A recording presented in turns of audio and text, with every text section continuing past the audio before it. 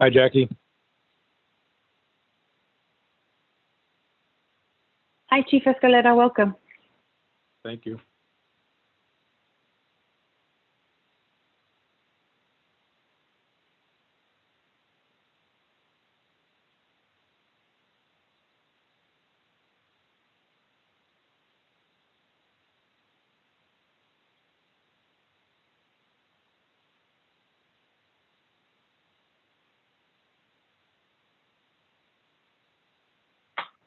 Counselor Henry, are you here with us?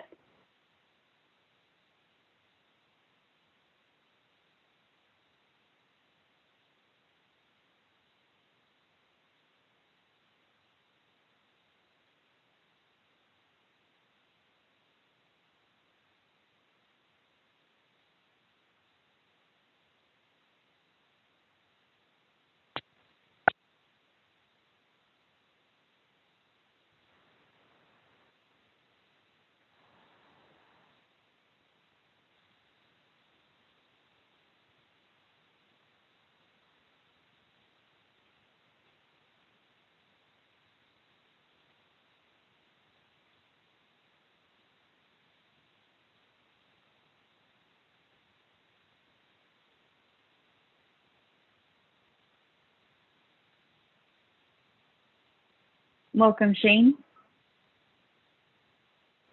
Thanks, Jackie.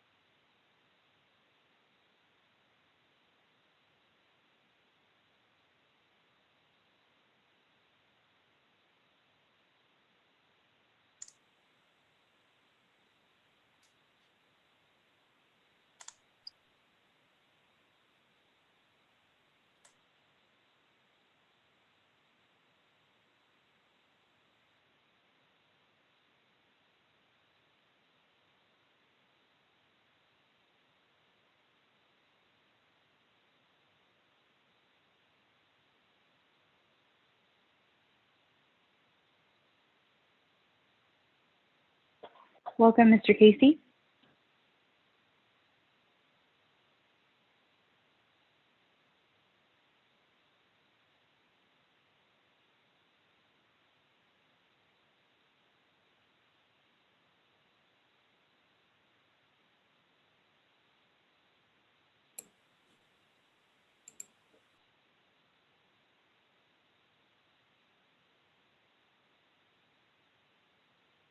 Welcome, Elizabeth.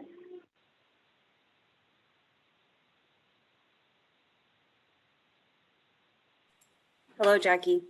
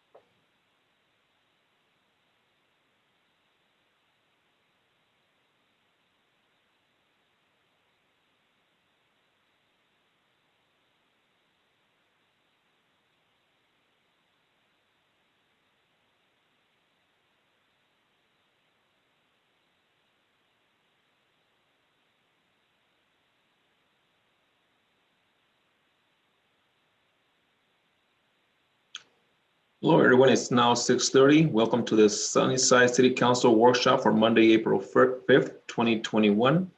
This meeting is held via the Zoom conferencing application to enable council members, city staff, and residents to participate remotely. Please allow one person to speak at a time. I will call on every member to make sure we have had an opportunity to ask any questions. I will now ask our city clerk to start the roll call vote, please. Mayor Guerrero, Here. Deputy Mayor Brosma, I'm here.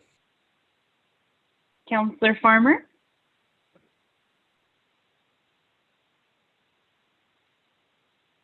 Councillor Farmer,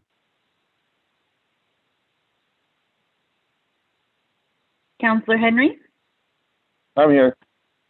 Councillor Restucci, Here. Councillor Hicks, Here. City Manager Casey, I'm here. City Clerk Renteria, I am here. Finance Director Alba, I'm here. Fire Chief Anderson, Here. Police Chief Escalera, Here. Public Works Director Fisher, Here. okay. Mayor Wall here, Thank you, except Jackie. for And Councillor Farmer. as a farmer, okay, and I did not receive a request for an excused absence, so we'll, as of now, we'll just hold off and see if he joins us. If not, towards the end of the meeting, I'll try to remember to see if we want to do an excused absence or we'll go from there. First up in our agenda, we have our active agenda, which includes the iWork online permit application presentation. Mr. City Manager. Thank you, Mr. Mayor and members of council. Just want to briefly introduce this project. This is a presentation of a software application that council authorized us to move forward with last year during the COVID-19 pandemic. Well, it's still ongoing, but still last year we were trying to provide better service and accessibility to customers in our building and planning functions. And we've been looking at certain options for a while. The pandemic sort of forced us to take a hard look at how to do that urgently. And we settled on a tool that not only provides and will provide customers with better access to information about the submission of their permit applications, but also the tracking of that activity. But it also provides a number of tools internally that are already being used by our planning and permitting staff to help streamline and improve their operations and tracking. So with that introduction, I'm going to turn the presentation over to Planning Supervisor Mike Shuttleworth to walk you through some screen caps of what the application can do and how his department is already using it. Thank you very much. Thank you, City Manager Casey. In 2020, the city contracted with iWorks to provide permit processing software that included online application process. Next one, Jackie. As you can see from this slide and the next three slides, this is an internal view of the program. This is the program that we see. The public doesn't see this portion of it. And this is where we input the information on a permit and keep track of that permit, including, you know, where it's at, who's it's assigned to, what type of application, what's been done to it, who's reviewed it. And there's quite a few more columns than it's in these slides, but in order to get them all on, it would take a large screen and be really small. So, so as we move through the process, there is can you go back one, Jackie? The plan review. So when we send it out to plan review, as you can see, we can assign it to someone. And then we have the start date, the finish date, the target date that we want it back by. And that way we can keep track of how the permits are being processed and where, if there's any holdups are or issues are, especially if somebody calls and says, hey, where's the permit? We can readily tell them. Next slide, Jackie. Also, this keeps track of inspections. So as we go through the process, somebody calls in for an inspection, we put it in here and assign it to someone. whether it be the building inspector or maybe public works or planning or whoever.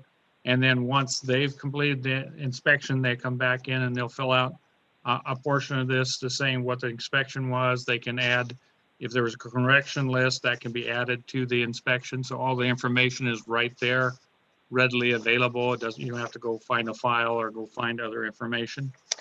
Next slide, Jackie. So kind of the meat of this presentation is about the online application process. As you can see across the top is where the portal is located on the web. You go there, you click on it, you'll see about 4 different spaces such as this one. This is for the building permit. So this is the section they'll start with, and they'll, on the left side there where it says click here to apply, that's where they'll start the application process. Next one, Jackie.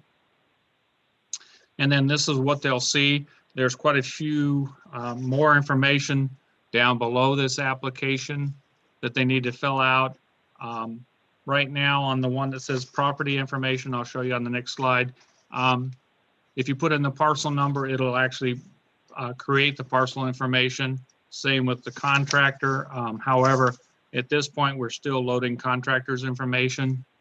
So once that's loaded, then you just click on contractor and that'll basically populate all the information. Then we talk about what type of permit it is, whether residential, commercial, and then fill out the information. Next slide, Jackie. So this is where you see the public property information. I just put in the parcel number, which was City Hall, and it populated that information for us. And like I say, it'll same with contractors once we get those in. Next slide, Jackie.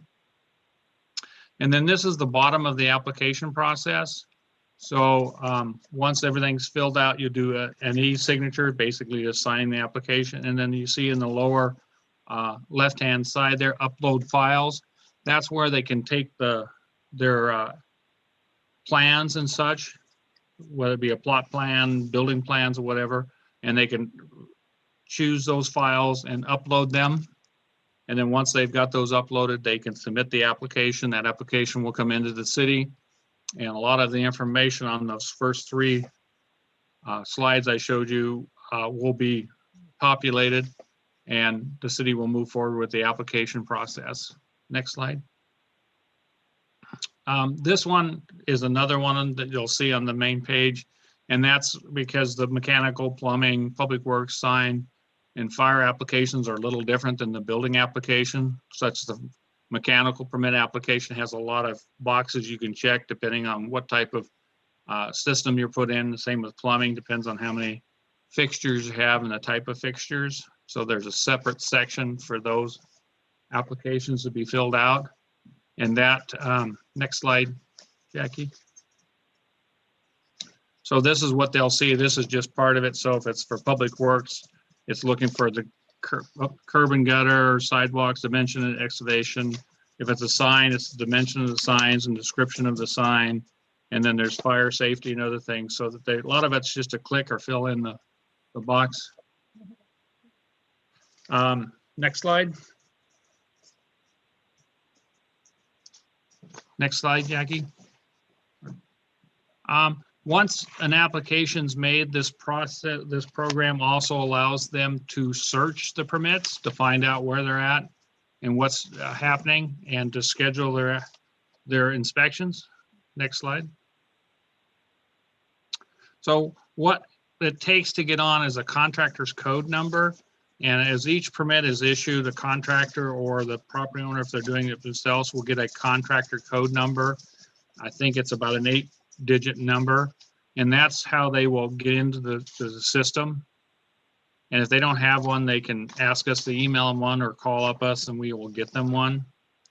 Next slide, Jackie. And this is what they will see. So they can look up information, where it's at, the permit type. We'll actually be putting more information on there so that they can find out who has it, who's doing plan review, has it been issued, if it's been issued, where is it, what's the status of it. And then also in this one, they can request an inspection. So they click on there and say they want a framing or whatever type of inspection they have. If they have a contractor code number and say you have a contractor that has 5 or 6 different permits, all they have to do is put in the permit number and they can look at each permit that they have ongoing. Next slide, Jackie. So this also has a code enforcement application in it, and we have set it up so code enforcement can be requested online also. And over here where it says click to apply. Next slide, Jackie. So there's a new case. Basically, the complainant would fill in their information and then the violation information would be put in. So we know what type of permit and stuff, and that would go to the code enforcement officer. So he would have it, you know, if it happened and they did it in the evening, the next day he would have it on his machine to start looking at it and filling in the applicable information that he needs in the code enforcement portion of our program. Next slide, Jackie. So this one also would allow somebody to click on the spyglass there and look at what is happening to their complaint request. They won't be seeing as much information as somebody with a building permit application, just because depending on what he's doing, some of it may be released and some of it may not. So next slide, Jackie.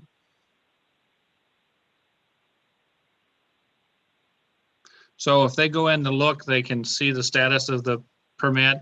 We'll probably be adding a little bit more information on there if, you know, we send a letter or where it's at.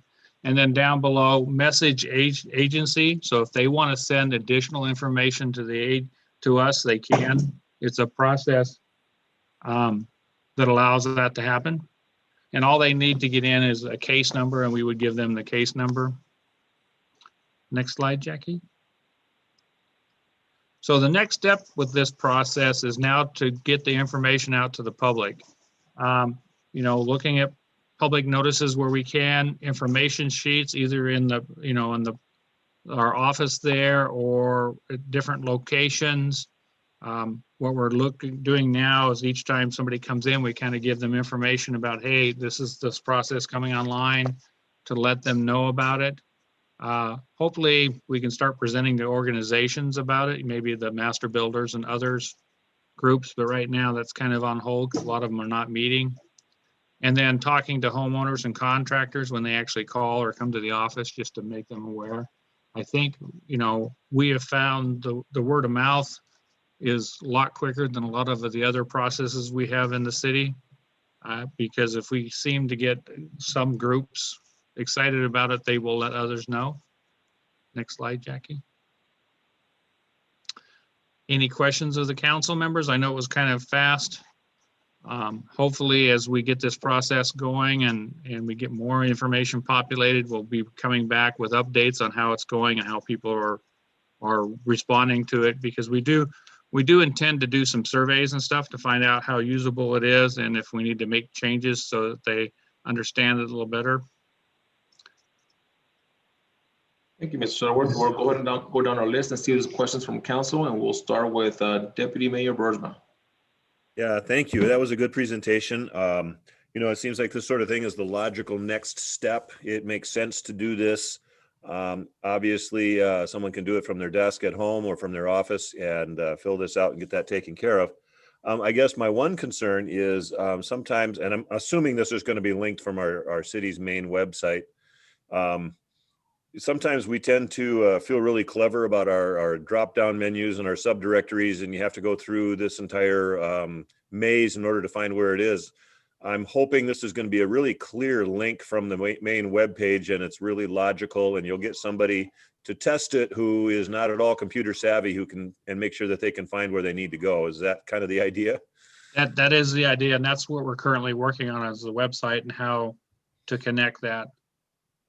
I think hopefully, and I haven't got permission yet, is maybe to put it on the front of the web page, you know, kind of a note. We have a new program here, you know, here's how you get to it. Yeah, it needs to be real easy. You know, you get some guys that are not real interested in the computer literacy or just indifferent, and it can be real frustrating navigating some websites. I've had a little trouble with some, not most of them, but every once in a while I'll run into something that just drives me crazy. And I think we need to be real proactive, making it simple to use. And that's why I talked about having a survey so that we can ask them how easy, because it may be easy for me, but like you say, somebody else may not be as easy, and we want to make sure we can address those concerns. Thank you, sir. Okay, up next we have Councilor Restucci. Thank you, Mr. Mayor. I want to echo the sentiments of the deputy mayor. I agree. This is definitely something we needed to move forward on. I'm excited about that opportunity. I would like to see a little bit more in-depth process. I understand that this is just kind of a quick overview. I'm at the website now, kind of looking over the application process and things of that nature. What I'd like to see is, as you mentioned, some type of survey or something that would allow us to know how users are going through this, or maybe a deeper workshop in which we could actually make up some dummy applications and see how that process goes through. Okay, we can do that. Okay, up next, Councilor Henry. I have no question, just a comment that it looks good, and I'm really glad this is moving forward as well. Thank you. Okay, Councilor Hicks. No questions or comments that already have been said. Okay, Councilor Farmer. You know, Councilor Farmer yet. Okay, I just got one question. Now I'm able to insert concerns on our website for code enforcement. Is that going to take that place of the actual reporting location as far as concerns for graffiti or potholes or different things? Is this going to be just a separate unit for code enforcement, or we have two different places? So that's one of the things we're working out and figuring out on the website homepage, how to nest this with that reporting tool. You're right. We don't want to have two different competing or conflicting reporting mechanisms on the website. We want to take the one down smoothly and bring this up smoothly. So that's part of what we're looking at. That Notify Me tab on the website does give people quick access to those tools, but that may not be the most intuitive place to put something that's about planning and building inspections and code enforcement. So short answer is that yes, we want to standardize to the one tool. We're just trying to figure out how best to effect that transition right now. Okay, yeah, that was my question. I'm excited for this. I'm hoping contractors really put it to good use and save some potential man hours at City Hall there from individuals having to drop off paperwork or forms and different things, and then being able to upload them, I think might be a little bit more speedy of the process itself. So I'm happy for this program. And like Councilor Restucci said, looking forward to potentially seeing some survey as far as how well it's received by contractors, and even homeowners are doing improvements. So that will be definitely something to keep an eye on. So thank you for the presentation, and looking forward to putting it to work. Thank you. Councilors, any additional questions or comments for Mr. Sherwood? Okay, hearing none, we'll move on to our next agenda item, which is going to be our 2021 budget update. Mr. City Manager. Thank you, Mr. Mayor. This will be a two-part presentation. Finance Director Elizabeth Alba will give you an update on the current position year-to-date of the city, as well as a preview of what we're looking at for the first quarter budget amendment. And then when she's completed her discussion, I have a brief follow-on presentation with an update to council on what we know to date about the federal American Rescue Plan, ARP Act, the new federal stimulus program, and what we anticipate unfolding over the next few months in that process. But first, we'll let you know where our budget is currently. Thank you, Mr. Casey. So what I wanted to do is give you a brief overview of where we are year to date. So if you could, Jackie, put this up a little higher on the screen so you can see the title. So I just want to make sure that everybody is clear that we have basically our first quarter done. It's a 25% target. So what we're looking for in this third column of numbers is 25%. And then also 25% in the column at the very end. As you can see, a lot of funds are at way over 25%. And that is mainly because beginning balances or ending fund balances in 2020 came in so much healthier than we thought they would. And so when I go in and do our first quarter budget amendment, I will be reflecting that in those changes so that this doesn't look kind of wonky, because it looked wonky to me when I first started looking at it. So if you could go down, Jackie, to the very bottom, because this is really what I look at. And when I'm trying to make sure I understand something, I look at the big picture. So the big picture is overall in all city funds, we are at 38% on revenues and 17.8 in expenditures. And what that says is we've done a really good job of staying within our revenues. And actually we've got more revenues than anticipated. But then I do have to give kudos to staff. 17.8 for the first quarter is fabulous. And that just really goes to say that we've been tightening our belts and we've gotten used to it. And so we're just kind of keeping that same line. And I didn't have any real big areas of concern when I went through this. It was, you know, kind of business as usual. There were a few things that, you know, was approved by council in the first quarter that I will have on the budget amendment. But really overall, staff did a really good job of coming in well within where they should be. So that's a preview. Does anyone have any questions on this report? And I will let the mayor do the roll call. I have one just to get started on this one. On the line 504 information technology, it's 29%, but there's no expense associated with it. Because we charge that one out quarterly. So, or monthly, I'm sorry, I'm trying to think, monthly.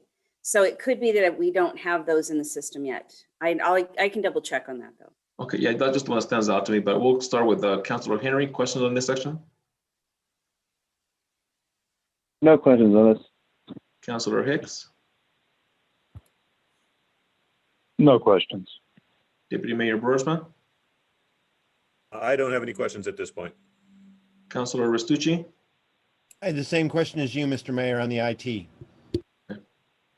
All right, so we are good. And I'm going to run a bias report really quick. I have a feeling that that one was zeroed out on accident. Because when I'm looking, it does have a 29%. So I will give you that number. Would you like it via email? Yeah, I'll be perfect. You send to all council that we are on the same page. That'll be perfect. Okay, I can get that done before the end of the meeting. Thank you.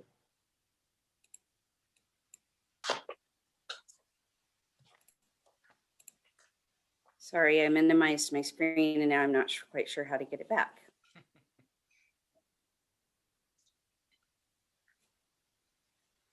There we go. Okay, Jackie, I'm ready for the next report. Elizabeth, do you want the budget amendment number 1?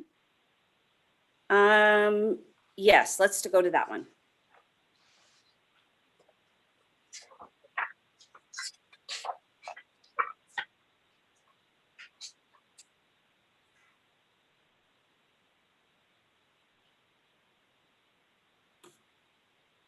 Okay, I think that's it. Okay, so this is a new way that I'm going to be presenting budget amendments. In the past, you've seen an Excel version of this that had a lot of information on it about beginning balances, ending balances. This is now what you will see when we actually go through the budget amendment. And you'll notice that it has 2021 budget and then amendment number 1, and then it shows you the difference. So this way you can track which one is changing and how it's going up or down. The really nice thing about this, when I was absent for medical leave last year, Delilah had to do the very last budget amendment, or maybe the last 2. And she found out from bias that we can do this all in the computer. We just have to change our expectations of what the format will look like. So this is a report that you'll see that basically compares, apples to apples on budgets. So 21 versus the amendment number 1. And then when we go to amendment number 2, then the word 2021 budget will be moved over. Amendment 1 will go there, and then amendment 2 will be in the second column. And so if you look at the very bottom of this report, you can see amendment 1 has an increase of revenues by 2.9 and a decrease, can't quite see here, let me move my screen, a decrease in expenditures of 98.7. So again, this is not where we're coming in and saying, well, we need to, spend more money, or we need to spend those reserve balances. We're actually coming in and saying, we have more money, we're at 2.9% over, and now we're bringing you, 1.3% under. So these adjustments are good for us. And does anyone have any questions? Council, any questions? Oh, Okay, hearing no questions, we're good to move forward. Jackie, could you open the one that says, doesn't say bias? that's the correct one. Yes. Okay, so this is what you're used to seeing whenever you see a budget amendment that comes from us. And the work that we were doing would be basically done in bias and then compared to this worksheet.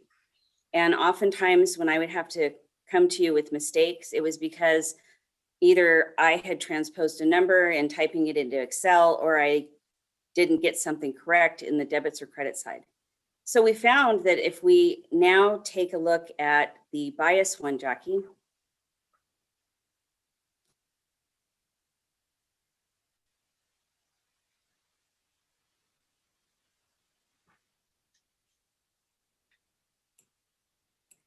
This is what you'll be expecting in the future. So by using this document, I can basically do all of my work in bias. If I make a mistake in bias, I don't have to worry about making it twice. So what would happen is if I made a mistake in the Excel spreadsheet, then I went to put it into bias, I'd have to put the same mistake in. And so this way, if mistakes are found or they're in here, then we keep them in bias, they're housed here, we have an audit trail, and we can tell what happened. So this is what you will see as your attachment for your ordinances for the future, as compared to the Excel worksheet. Does anyone have questions on this? Council, questions?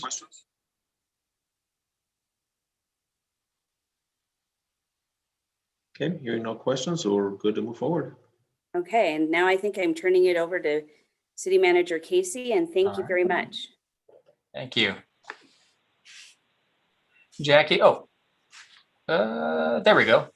Thank you very much. All right. This is a brief presentation, but we wanted to keep council in the loop on what we're learning about the new federal stimulus packages. Jackie, let's go on to slide 2. And a lot of organizations are trying to keep track of what's going on with this. So I pulled from several references, National Conference of State Legislatures, Association of Washington Cities, that have folks, in DC trying to track what's going on. There is a lot to keep track of in the latest COVID relief package.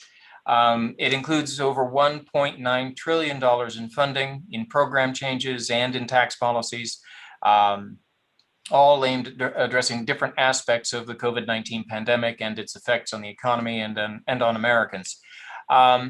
What's probably gotten the most coverage, at least in some of our newsletters that come to the city, of course, is that there's money dedicated to cities, specifically in the American Rescue Plan. There's $350 billion to help states, counties, cities, and tribal governments. cover their increased expenditures from COVID or replace lost revenue. The breakdown by state, counties, cities, large cities, and small cities and tribal governments is shown there. But I'll call your attention to the fourth bullet. Of that total 350 billion, 19.5 billion is for cities and towns with fewer than 50,000 people. Now, we don't yet know the specific figure that we're going to get in the city of Sunnyside. We've seen reports from congressional delegation and from the Association of Washington Cities that project that it could be around $3.6 million. But we haven't seen definitive numbers from the U.S. Treasury Department. And so I'm not putting that in writing just yet because we just aren't 100% sure. The other interesting thing about the funding for the cities is that the funds are available through December 31st, 2024, and they don't arrive all at once. Approximately half of the money is targeted for release sometime later this year. The other half will be released sometime in 2022. Let's go on to the next slide, please, Jackie. So how can we use these funds once we figure out how much we're getting? Generally, we can use the funds to respond directly to the COVID-19 emergency in our city and addressing its economic impacts. We can grant aid to households and small businesses. We can provide targeted support to industries such as tourism and hospitality. So our restaurants, our hotels. We can provide premium pay to essential employees or grants to the employers of essential employees in the area. We can replace lost revenue, where we can show that as a result of the pandemic, we did not receive certain contracted revenue or saw a reduction in anticipated retail sales tax or lodging taxes. We can apply some of the funds to replace that lost revenue. And fourth, we can invest in water, sewer, or broadband infrastructure. New sewer lines, expanded water lines, or some cities are looking at actually getting into the broadband utility business. There are some known restrictions on what we can't do with the money. We can't pay for pensions or to offset.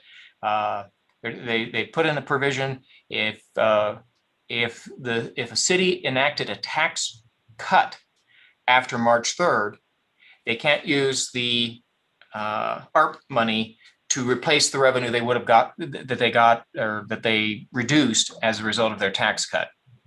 So it's kind of designed not to have the federal government start subsidizing local taxes. And we can also finally transfer the funds to certain private nonprofit groups or public benefit corporations involved in passenger or cargo transportation, or to other special units of local government. So there's several broad categories of activity that local governments can use the funds that come directly to local government. But as I mentioned, this is only a small portion, a few billion, if that's small, but a few billion out of a $1.9 trillion package. And while this is what comes to cities, there are several other funding streams provided through the American Rescue Plan that cities may be able to tap into. So I'm going to cover a few of those fairly quickly. Jackie, let's go on to the next slide. So ARP also provides funding in the area of agriculture. There's over $4 billion going to the U.S. Department of Agriculture to support and mitigate some of the disruptions that have occurred in the food supply chain, and also inspection and monitoring. And some of that will be helping provide direct aid to farm and agriculture ag businesses. Most folks have heard about the direct assistance payments. These are the direct payments to citizens of up to $1,400. I think those have already gone out for the most part. In education, there's almost $123 billion for an existing relief fund for elementary and secondary schools that'll remain available now through September of 2023 to support them in reentry and resumption of in-person learning and all the other expenses that are associated with conducting education during the pandemic with sanitizing and distancing and so forth. There's a number of other expanded benefits. The unemployment assistance program, the federal one, has been expended through the the beginning of September of this year. This next one I thought might be intriguing to us because it's $500 million program for the low-income household drinking water and wastewater emergency assistance program. Now, council is aware that one of the things that we've been directed to do under the statewide emergency orders has been to halt shutoffs of water and sewer service for folks who've fallen behind on their payments. We've been offering payment plans for residents who are struggling to keep up with their utility bills. But this is actually a program to target residents for assistance in making their water and wastewater payments. So want to watch a little more for that to see if that's something we can help educate residents of Sunnyside around when we learn more about how they would become eligible and how they might take part in that. Jackie, let's go on to the next one. In the arena of health and human services, there's also quite a bit of funding. Obviously, there's been a huge push around vaccine distribution and public health services. We're now, I believe, as I heard on the radio news tonight, we're immunizing or vaccinating, I should say, over 4 million a day at this point. There's funding to expand and reinforce the childcare systems. As so many children were required to stay home from school or as school shut down, childcare providers, many of them were not able to keep going under the pandemic restrictions. So there's assistance there. There's assistance for mental health. There's assistance for substance abuse block grants. All of which we sometimes have tapped into in the past as we've been targeting certain city services, and also Family Violence Prevention and Services Act programs. Again, these are programs that we, at least in the CARES Act, could not use to replace city funds for programs in these areas, but gave cities the option in many cases to look at expanded or new programming. In housing, a big concern with all of the rental eviction moratoriums has been both the impacts on tenants and landlords. There's nearly $25 billion in emergency rental assistance that is available to both tenants and, as I understand it, also to landlords. Figuring out how we're looking to get more details on that. There's $5 billion to assist people who are homeless with intermediate and long-term aid through housing vouchers. We're not sure yet how that is going to work or how it's going to be administered. But what was noteworthy to me about that $5 billion in aid to for homeless housing is that is in place through September of 2030. So for the rest of this decade, this will be a program that will provide funding for emergency housing vouchers. There's aid for homeowners assistance. And then there's a note I saw in one of the write-ups. They are limiting administrative costs to 15% in the housing arena.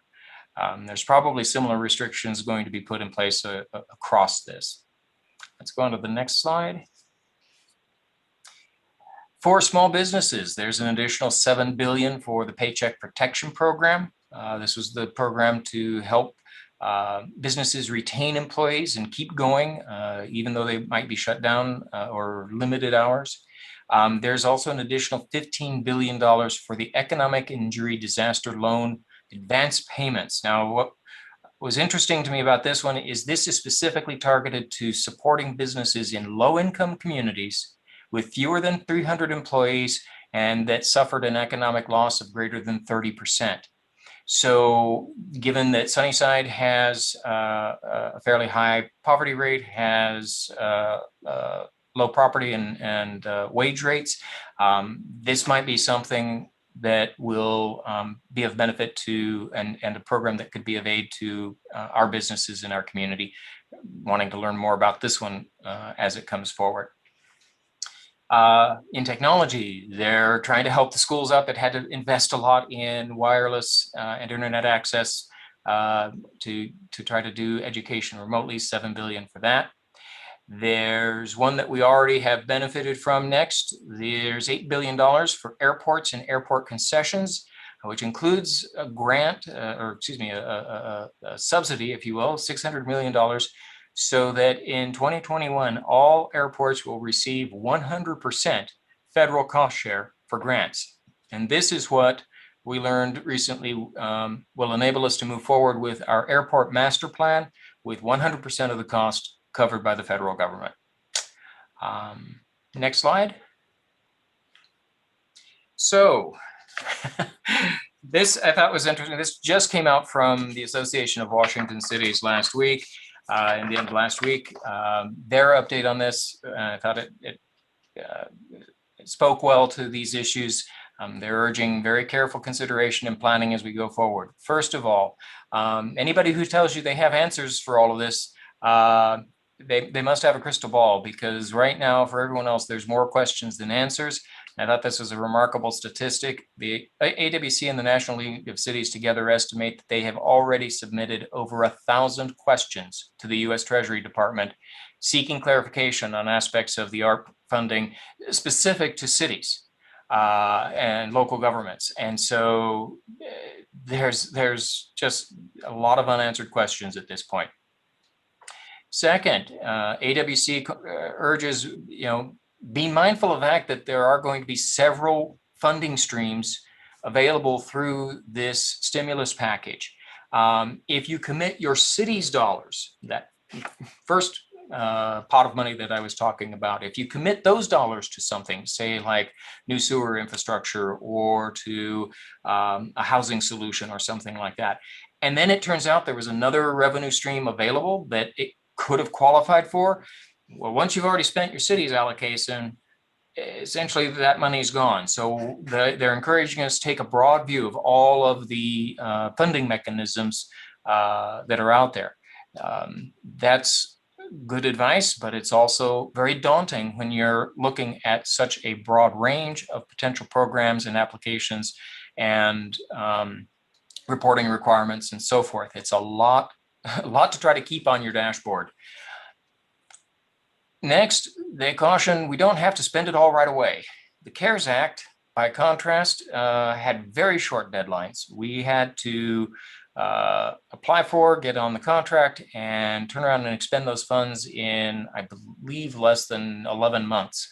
And it was only reimbursable, meaning we had to spend the money first, and then we could apply for reimbursement from the CARES Act contract.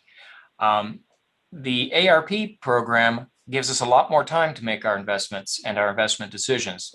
Gives us until 2024 to spend the money. And then lastly, document. The Act includes reporting requirements. It is not yet clear what those will involve, or if the US government is going to conduct random audits or what.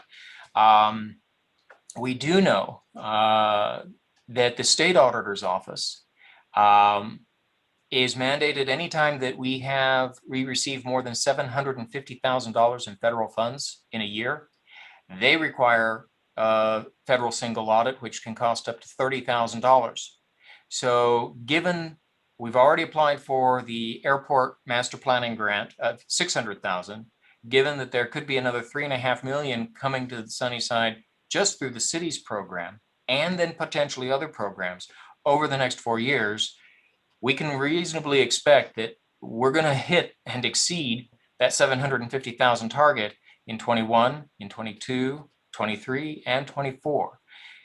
So at a minimum, we know we're going to be spending, potentially $120,000 just on additional state audit services for every year that we go above 750 not for every year, excuse me, 120,000, 30,000 over 4 years for going over that. So that's something else we'll have to budget and plan for is, the money to pay the auditors to audit us. Next slide. All right, next steps. We are continuing to scour the internet and newsletters and our contacts with our federal state partners this month to keep gathering information about this. We have seen reports under the ARP. The U.S. Treasury Department is mandated to release guidelines governing the use of funds and their disbursement by early May. We're not exactly sure of the deadline for that or timeline for that. So our goal is to brief council either on May 10th or May 24th, once we have had a chance to review and kind of digest the guidelines that come out, with the idea that we would then be able to set the stage for you in June and July, leading up to your second quarter budget amendment process, to make your initial funding allocation decisions for 2021. Our thought is to tie that into the budget amendment, since, as you're aware, when we got the CARES Act reimbursement, we had to amend the revenue side to show the increased revenue coming in from the federal stimulus package last year, and then likewise make the corresponding amendments to the expenditure side. So we're thinking of syncing that up this summer, and then from August through 2024, basically administer those funds, distribute them as appropriate, do the work ourselves if appropriate, contract for it. And then, as AWC says, document, document, document. We will spend a lot of money just managing the flow of this revenue. That's what we know so far, and happy to try to answer any other questions. Thank you, Mr. Casey. And we'll start with Councilor Henry. Questions or comments on this presentation? I don't think I have any questions on that. It was very well presented. Thank you, sir. Okay, Councilor Hicks. No questions. Deputy Mayor Boersma. Yeah, I agree with Mr. Henry. I think it was a very good presentation, very well done, and very easy to understand. I look forward to watching this all play out. That's, I guess, the only additional thing I would add. Thank you. Councilor Restucci. No additional comments than what's already been made, Mr. Mayor. Thank you. Okay. And I don't have any questions either. I'm sure we'll have more as we go along and see where we have to make some adjustments as far as spending some of these funds for the benefit of the citizens and the city. So looking forward to that. That's the last thing we have on our agenda. So up next, we have upcoming council meetings. Mr. City Manager. All right, thank you. Jackie, if you'll go ahead and put the planning schedule up on screen. I'll start by covering our April 12th regular meeting next week. We currently plan for this to be in a hybrid format, meaning that we'll provide the opportunity for in-person public comment or participation at our community center site. We also expect, I'll probably cover it during the manager's report that evening if we don't have a opportunity to go over it earlier. We're anticipating at some point on April 12th, learning whether whether Yakima County is remaining in phase 3 or might have to go back to phase 2. That's the date that we're told that the state is going to be making those decisions for the different counties. So right now our plan for April 12th is kind of that hybrid environment that will allow those council members who wish to participate in person to do so in the public, but also provide remote access for anyone who prefers that. We'll have some proclamations for April, as well as we are honored to take the opportunity to recognize retiring planning commissioner, Jeff Mattson. So we'll have that on the agenda. For action items, we anticipate taking care of the first quarter budget amendment that Director Alba presented to you this evening. We're currently working, in fact, I have a meeting tomorrow, aiming to finalize our lease negotiations for the proposal for the port's hangar project there at the city airport. Also in the Public Works arena, we're working on a generator service agreement for our backup generators from Public Works. We're going to be bringing to you a discussion around transfer, sale, or vacation of some Otis, a short section of Otis Avenue right-of-way, currently between private property and the south end of the wastewater treatment plant facility. And then we're also currently working to try to finalize elements for potential council action on an update to our ambulance services billing portal services agreement. This was a contract the city originally entered into in 2018. That service provider is preparing to or has presented both an updated contract as well as a sub-agreement with a vendor that they're working with. We're trying to get both of those ready for you in time for next week.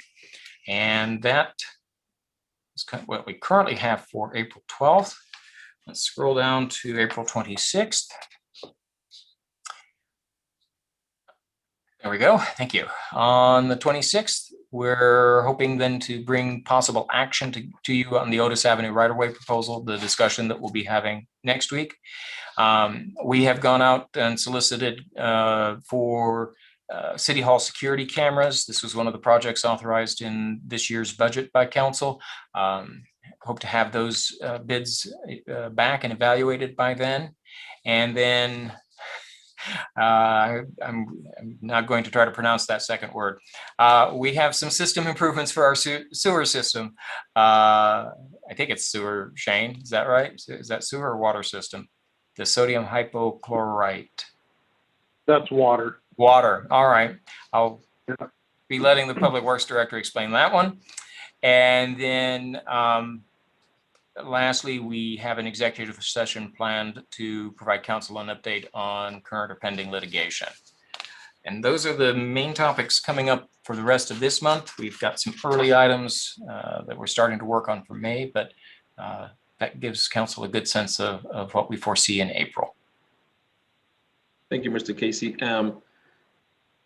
As far as our workshops, can we keep those just virtual like you mentioned, instead of having to have that option of being at the community center? So since there's no public comment anyways for the workshops? Yeah, we're not required at this point. As I understand it, the orders regarding the Open Public Meetings Act that have kind of suspended some of that. Some of those requirements are still kind of tailored to what is appropriate and safe in the community. For the workshops, if you wish to continue holding those entirely virtually, and then the hybrid version for the regular meetings, that seems to be workable.